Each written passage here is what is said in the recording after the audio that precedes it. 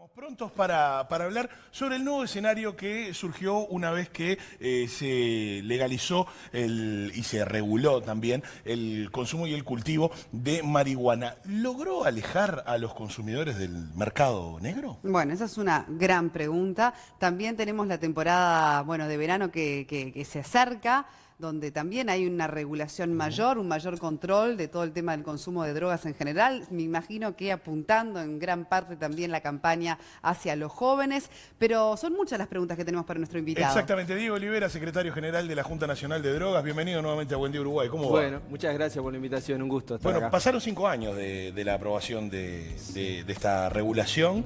¿Qué balance se hace al respecto? En aquel entonces, ¿te acordás que uno de los principales argumentos tenía que ver con la seguridad? Y tenía que ver también, fue anunciado como una serie de batería, una batería de medidas de seguridad, también como una forma de precisamente ir contra el mercado negro. ¿Qué conclusiones has sacado hoy por hoy? Sí, porque está bien la evaluación que haces, son 5 años efectivamente, se están cumpliendo en estos días de la aprobación, un hecho histórico realmente que posicionó a nuestro país entre los países más avanzados en términos de ver qué pasa que las políticas de drogas no dan los resultados esperados, porque lo que está en el fondo es eso, la metodología de prohibir una lista de sustancias y tratar de controlar los mercados de esas sustancias para minimizarlos no funcionó en el mundo. Los mercados de drogas no han parado de crecer, las personas que tienen niveles de adicción a estas drogas tampoco han parado de crecer, inclusive en aquellos países que más recursos destinan al control de drogas. Entonces, esta idea de regular responsablemente un mercado como el del cannabis tiene que ver con, a partir de ese diagnóstico de que las cosas no han funcionado, plantear una vía alternativa que es complementaria porque se sigue persiguiendo el narcotráfico, la policía sigue haciendo su trabajo, las fiscalías, todo el sistema de justicia sigue abocado a reprimir el narcotráfico.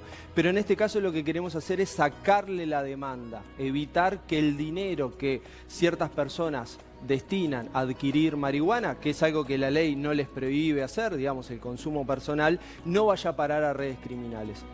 Y eso hoy en día se refleja en que más de 41.000 personas se han registrado para alguna de las 3 vías que creó la ley 19.172, que es la ley de cannabis. ¿Y cómo pueden saber si entre esos 40.000 consumidores en realidad no se han sumado personas que quizás antes no consumían y que con esta nueva reglamentación han comenzado a consumir marihuana? Por ejemplo, ¿no? Eso lo podemos saber a partir de las encuestas que identifican la cantidad de consumidores de marihuana que hay en nuestro país.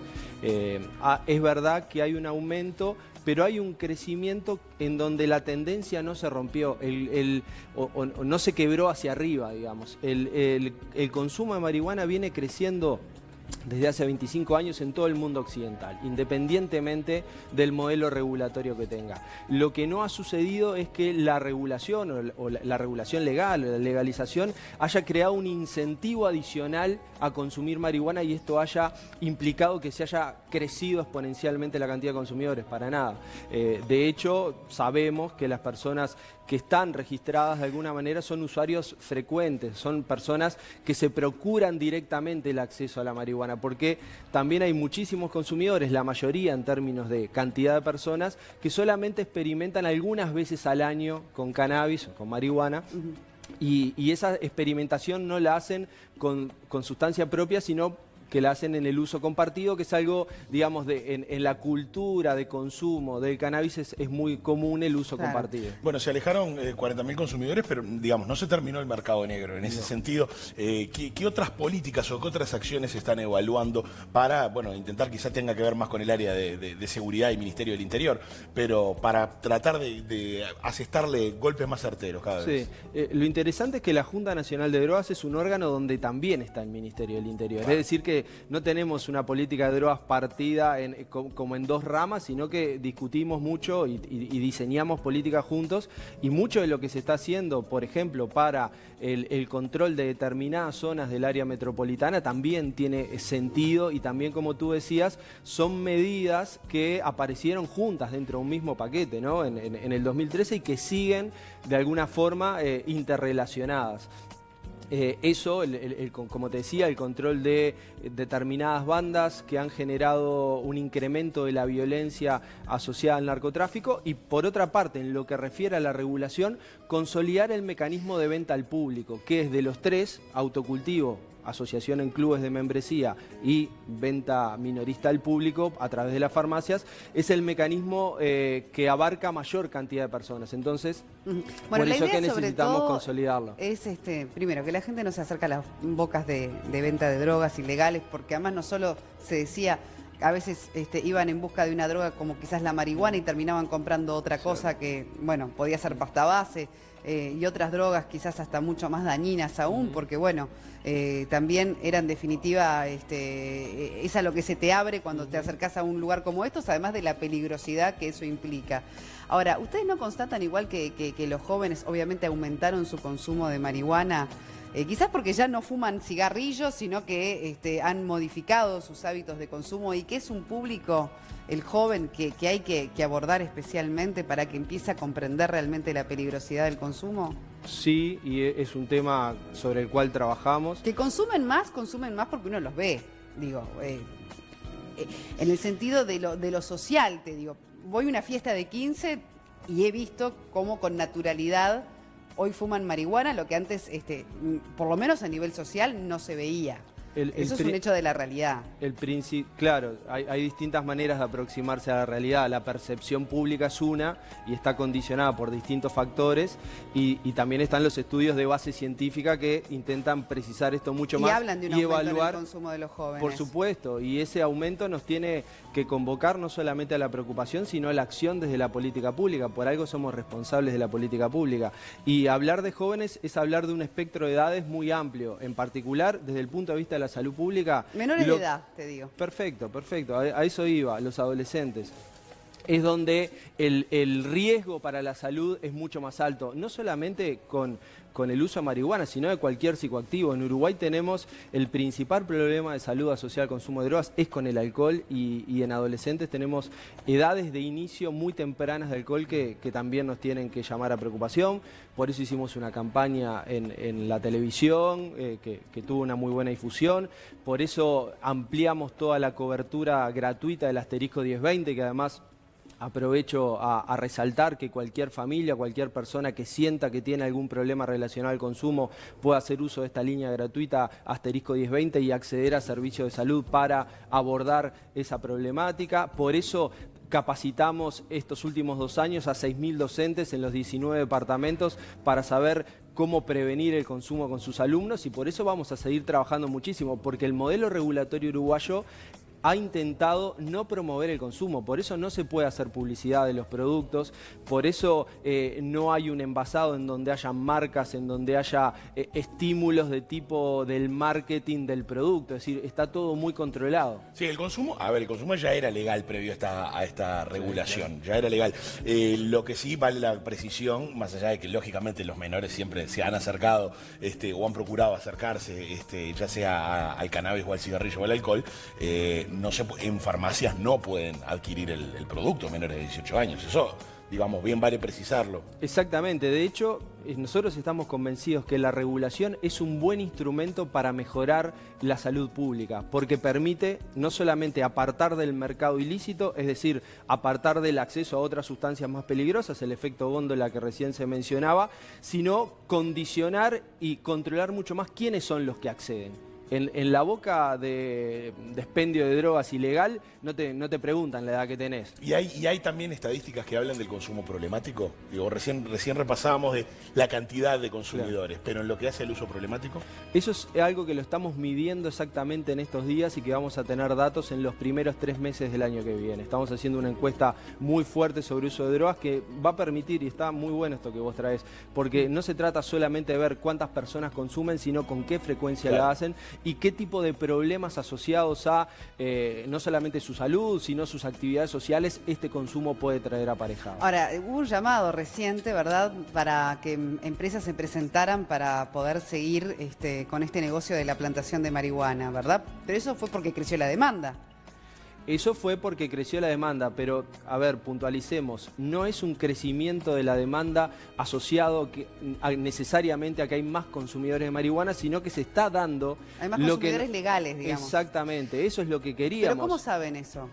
Bueno, lo Se hacen venimos estudios, conversando en esta entrevista. Es decir, sí, estamos trabajando, hay estudios no solamente del gobierno, que uno podría decir, bueno, están de alguna manera asociados a la implementación de la política, sino que hay muy buenos estudios de la Universidad de la República, investigadores independientes que han dicho, no se ha quebrado la tendencia, no hay un aumento por fuera de la tendencia, hay el mismo aumento en la cantidad de usuarios de cannabis que hay en Uruguay, hay en Chile, hay en Colombia, hay en todos los países, Diego, independientemente del modelo regulatorio. ¿Por qué? Porque en la cultura occidental hay una mayor aceptación de la marihuana en términos generales, a nivel cultural y a nivel de su uso. Lo que tenemos que hacer, quienes tenemos responsabilidades en términos de salud pública y drogas, es enfatizar que el consumo de marihuana no es inocuo para la salud. No es lo mismo consumir que no consumir, y no es lo mismo consumir esporádicamente que consumir de forma frecuente. Diego, te lo pregunto como madre. ¿Crees que realmente está siendo eficiente ese mensaje en los jóvenes? Digo en los jóvenes, pues son los que nos preocupan, porque son los que además tenemos la enorme responsabilidad. ¿Está claro ese mensaje del daño que les produce? O con toda esta situación de hablar de que qué bueno que tenemos más consumidores legales, qué bueno que hay más farmacias que se adhieren, ¿no estamos dando un mensaje a la población, sobre todo más vulnerable, confuso, sobre el tema de la marihuana? Lo que pasa es que nunca nos vas a escuchar decir qué bueno que hay más personas. Pero ¿cuánto se escucha hablar de lo malo, te pregunto, sobre el tema de marihuana hoy? Y bueno, eso es una responsabilidad de todos. Yo también soy padre, tengo hijos y tengo hijos adolescentes y también hablamos de este tema. He trabajado con los profesores de mis hijos, institucionalmente, lo que te decía, trabajamos con más de 600 centros educativos permanentemente. Estos días estuvimos haciendo videoconferencias con el Plan Ceibal, insistiendo en la necesidad de trabajar esto con los docentes y con los alumnos.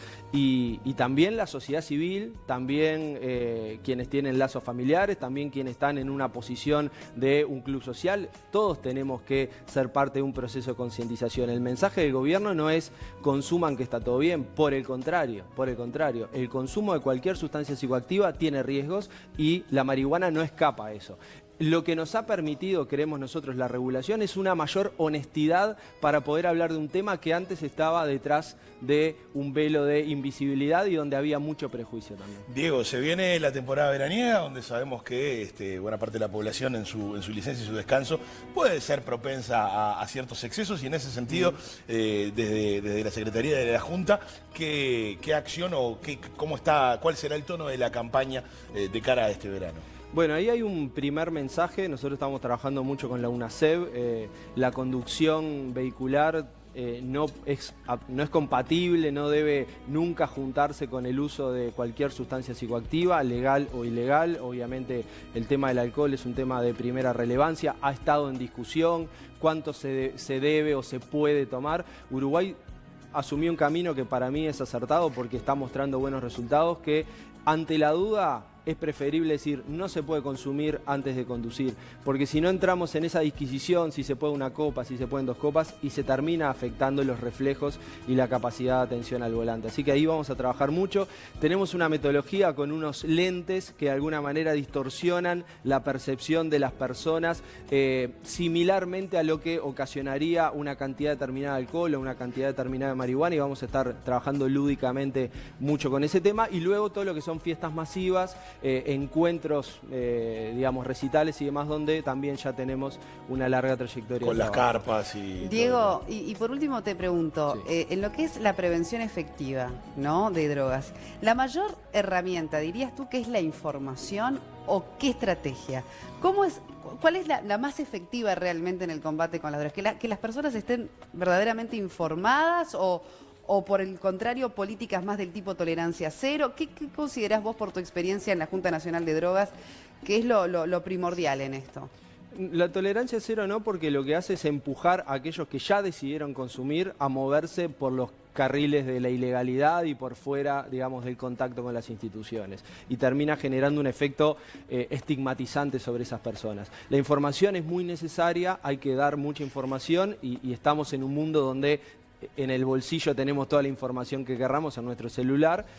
pero tan importante como la información es el involucramiento entre las personas. Por ejemplo, en adolescentes, donde identificamos que hay mayores problemas de consumo temprano, es donde hay muy poco involucramiento familiar, donde no se comparten espacios de socialización, donde no se comparten los almuerzos, donde los padres no saben exactamente quiénes son los grupos de amigos, por dónde se mueven sus hijos. Entonces, el involucramiento efectivo para conversar, a veces puede no tenerse toda la información, pero igual es oportuno dialogar sobre el tema. Y capaz que buscar juntos la información. O sea, que información y diálogo sería esa la Exactamente, combinación. esa es la mejor combinación. Diego Olivera, secretario general de la Junta Nacional de Drogas, un placer, ¿eh? Gracias por la invitación.